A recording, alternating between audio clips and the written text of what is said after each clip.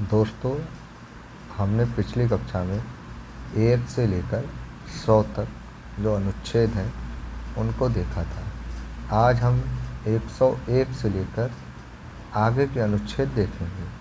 तो सबसे पहले 101 अनुच्छेद सदस्यों की निरर्हताएँ मतलब कि डिस्क्वालिफिकेशन ऑफ मेंबर, जो कि मेंबर डिस्क्वालीफाई हो जाते हैं, उनकी जगह खाली रह जाती है, उनको कौन से अनुच्छेद में रखा गया। तो अनुच्छेद 101 से लेकर 104 तक यही बात की गई है।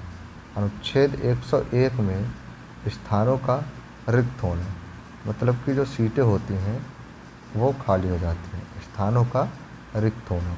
अनुच्छेद 102 में सदस्यों के लिए निरर्हताएँ होती हैं कि 102 में जो सदस्य हैं वो डिस्क्वालीफाई हो गए हैं, मेंबर और डिस्क्वालिफिकेशन होता है। अनुच्छेद 103 में सदस्यों की निर्भरताओं से संबंधित प्रश्नों पर विनिश्चय, जो सदस्य 103 में डिस्क्वालीफाई होते हैं उन पर दोबारा से उन पर निश्चय किया जाता है, दोबारा से उन पर बातें की जाती हैं। अनुच्छेद 104 में अनुच्छेद 99 के अधीन शपथ लेने या प्रतिज्ञान करने से पहले या अर्हताएँ न होते हुए भी निर्णय किए जाने पर बैठने और मत देने के लिए शक्ति। ठीक है, अब दोस्तों चलते हैं अनुच्छेद 105, जो कि अनुच्छेद 105 है हमारा।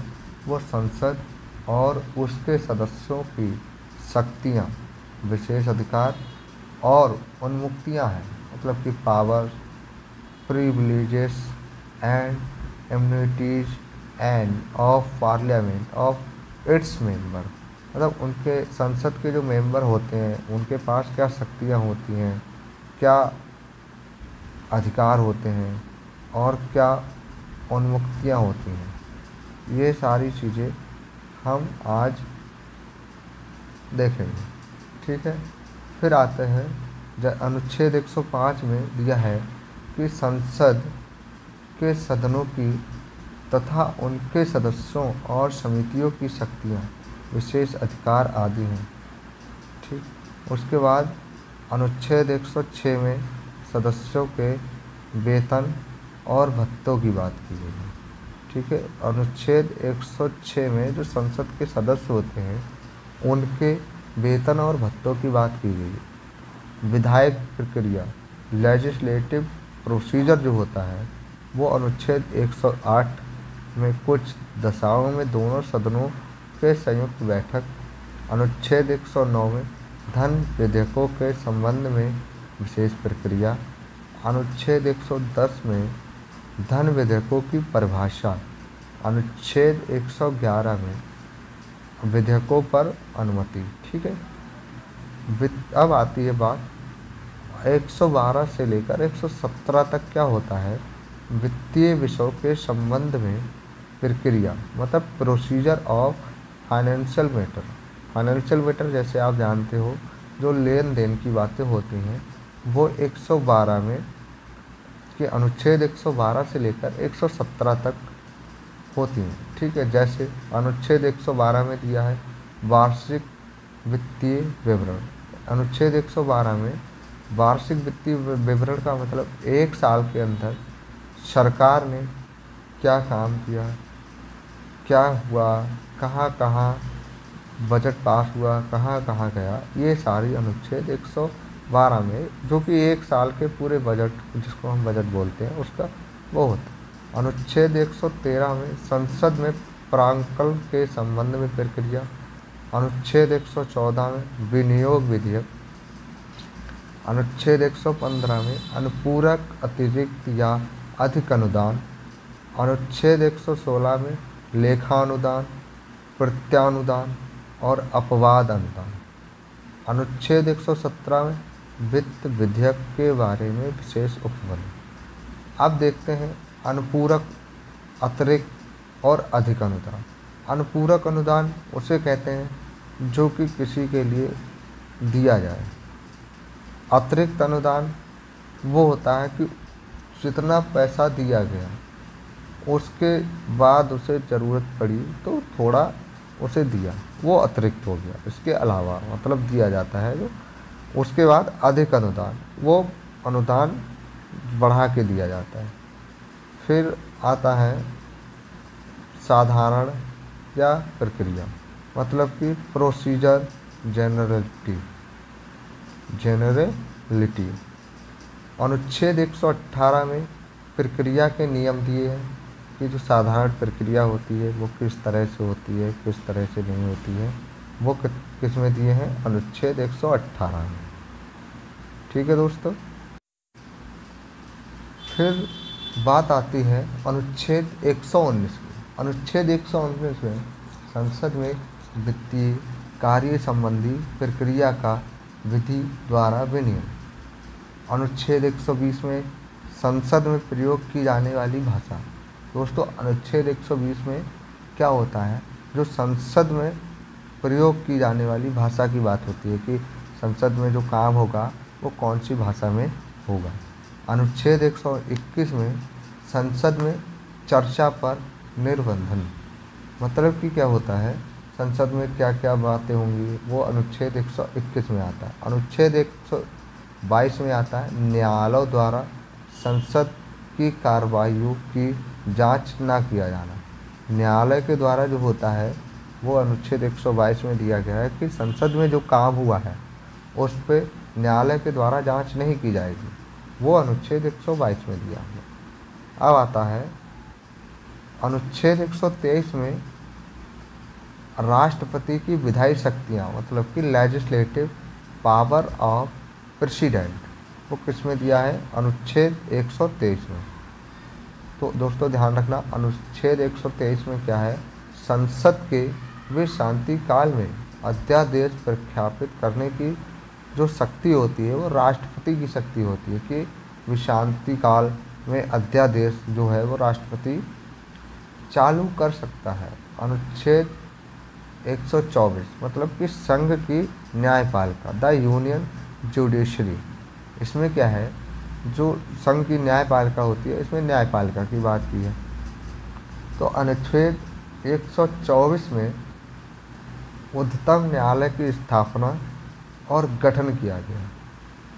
उच्चतम न्यायालय की स्थापना की गई और गठन किया गया, वो अनुच्छेद 124 में है। दोस्तों ये इम्पोर्टेंट है, ठीक है। फिर है अनुच्छेद 125 न्यायाधीशों का वेतन। अनुच्छेद 125 में न्यायाधीशों का कितना वेतन होगा, कितना दिया जाना, किसको कितना दिया जाना, इस बातों की चर्चा की जाएगी। अनुच्छेद 126 में कार्यकारी मुख्य न्यायमूर्ति की नियुक्ति। अनुच्छेद 127 में तदर्थ न्यायमूर्तियों की नियुक्ति, मतलब कि अनुच्छेद 126 में दोस्तों मुख्य न्यायाधीश की नियुक्ति होगी, मुख्य न्यायाधीश की, और अनुच्छेद 127 में न्यायमूर्तियों की, मतलब कि 126 में अपर जज की और अनुच्छेद 127 में लोअर जज की, ठीक है। फिर है अनुच्छेद 128। अनुच्छेद 128 की बात करें तो उच्चतम न्यायालय में बैठकों में सेवानिवृत्त न्यायाधीशों की उपस्थिति। दोस्तों बहुत टाइम ऐसा हुआ है कि उच्चतम न्यायालय में जो जब न्यायाधीश न्याय नहीं कर पाते हैं, जो प्रेजेंट के तो ओल्ड न्यायाधीशों मतलब पुराने न्यायाधीशों को बुलाया जाता है। तो वो बात किसमें कही गई है, अनुच्छेद 128 में। सेवानिवृत्त जो सेवा कर चुके हैं उन न्यायाधीशों को की उपस्थिति। अनुच्छेद 129 उच्चतम न्यायालय का अभिलेख न्यायालय होना। अनुच्छेद 130 में उच्चतम न्यायालय का स्थान। अनुच्छेद 130 में बताया गया है कि उच्चतम न्यायालय का स्थान क्या है। अनुच्छेद 131 में उच्चतम न्यायालय की आरंभिक अधिकारिता, मतलब कि उच्चतम न्यायालय की जो है प्रारंभिक अधिकारिता क्या है, मतलब क्या काम है इसके, उन सारी चीज़ों के बारे में बताया गया। अनुच्छेद 131 खाली है। फिर अनुच्छेद 132। अनुच्छेद 132 में कुछ मामलों में उच्चतम न्यायालयों से अपील में उच्च न्यायालय से अपील में उच्चतम न्यायालय की अपीली की अधिकारिता, ये दिया हुआ है। फिर दोस्तों बात करते हैं अनुच्छेद 133 में उच्च न्यायालयों में सिविल विषयों से संबंधित अपीलों में उच्चतम न्यायालय की अपीली की अधिकारिता। अनुच्छेद 134 में का उच्चतम न्यायालय में अपील के लिए प्रमाण पत्र। अनुच्छेद 135 में विद्यमान विधि के अधीन फेडरल न्यायालय की अधिकारिता और शक्तियों का उच्चतम न्यायालय द्वारा प्रयुक्त होना। अनुच्छेद 136 में अपील के लिए उच्चतम न्यायालय के लिए विशेष इजाज़त। फिर आता है दोस्तों जो इम्पोर्टेंट होंगे उन अनुच्छेदों पर हम अच्छे से बात करेंगे, जो अनुच्छेद इम्पोर्टेंट नहीं है उनको हम जल्दी जल्दी बताएंगे। अनुच्छेद 137 में निर्णयों और आदेशों का उच्चतम न्यायालय का द्वारा पुनरावलोकन। अनुच्छेद 138 में उच्चतम न्यायालय की अधिकारिता की वृद्धि। अनुच्छेद 39 में कुछ रिट निकालने की शक्तियों का उच्चतम न्यायालय को प्रदत्त किया जाना। अनुच्छेद 39 का में कुछ मामलों का अंतरण। अनुच्छेद 140 में उच्चतम न्यायालय की अनुशासनिक शक्तियाँ। अनुच्छेद 141 में उच्चतम न्यायालय द्वारा घोषित विधि का सभी न्यायालयों पर आवंटित कर होना। फिर आता है दोस्तों अनुच्छेद 140 में उच्चतम न्यायालय की अनुवांशिक शक्तियाँ। अनुच्छेद 41 में उच्चतम न्यायालय द्वारा घोषित विधि तथा सभी न्यायालयों पर आबद्ध कर होना। अनुच्छेद 142 में उच्चतम न्यायालय की डिक्रियों और आदेशों का परिवर्तन और प्रकटीकरण आदि के बारे में आदेश। अनुच्छेद 143 में उच्चतम न्यायालय से परामर्श करने की राष्ट्रपति की शक्ति। अनुच्छेद 144 में सिविल और न्यायिक प्राधिकारियों द्वारा उच्चतम न्यायालय की सहायता में कार्य किया जाना। फिर अनुच्छेद 144 का निश्चित है। फिर अनुच्छेद 145 दोस्तों ये इम्पोर्टेंट है कि न्यायालय के नियम आदि, न्यायालय के नियमों पर बात की गई। अनुच्छेद 146 उच्चतम न्यायालय के अधिकारी और सेवकों का व्यय। और सबसे इम्पोर्टेंट आएगा अनुच्छेद 147 निर्वाचन। ठीक है। अब अध्याय 5 भारत का नियंत्रक महालेखा परीक्षक, मतलब कि comptroller and auditor general of India. अनुच्छेद 148 में भारत के महालेखा परीक्षक के बारे में बात की गई है। अनुच्छेद 149 में नियंत्रक महालेखा के परीक्षक के कर्तव्य और शक्तियाँ। अनुच्छेद 150 में संघ के राज्यों के लेखाओं का प्रारूप। अनुच्छेद 151 में सापरीक्षा प्रतिवेतन। ठीक है। अभी तक हम ये सारी चीज़ें भाग 5 में देख रहे थे। अब भाग 6 में देखते हैं क्या क्या आता है और कौन कौन से अनुच्छेद आते हैं। तो देखो भाग 6 में सबसे पहले राज्य की बात करते हैं। इसकी ध्यान रखना बच्चों, भाग 6 में राज्य की बात करते हैं। भाग कितने हैं? 22। अनुसूचियाँ कितनी हैं? 12। ठीक है। 22 भाग 12 अनुसूचियाँ हैं। ठीक है, इतना ध्यान रखना। अब राज्य मतलब स्टेट। तो राज्य के बारे में सबसे पहले हम उसको जानेंगे। तो अनुच्छेद 152 में क्या है उसकी परिभाषा। ठीक है, राज्य की परिभाषा कि राज्य क्या है, राज्य कैसे काम करता है। उसके बाद कार्यपालिका, द एग्जीक्यूट, मतलब कि राज्य की कार्यपालिका कैसी है। फिर उस राज्य में राज्यपाल, राज्य का राज्यपाल होगा तो राज्यपाल। ठीक है। अनुच्छेद 153 में राज्यों के राज्यपाल। अनुच्छेद 154 में राज्य की कार्यपालिका शक्ति। अनुच्छेद 155 में राज्यपाल की नियुक्ति की राज्य। फिर अनुच्छेद 154 में राज्य की कार्यपालिका की शक्ति। अनुच्छेद 155 में राज्यपाल की नियुक्ति। अनुच्छेद 156 में राज्यपाल की पदावधि।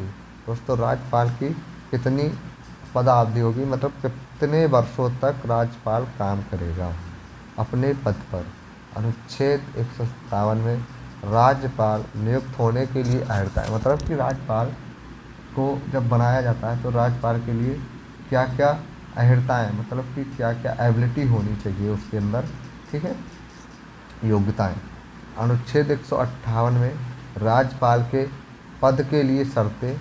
अनुच्छेद 159 में राज्यपाल द्वारा शपथ या प्रतिज्ञान।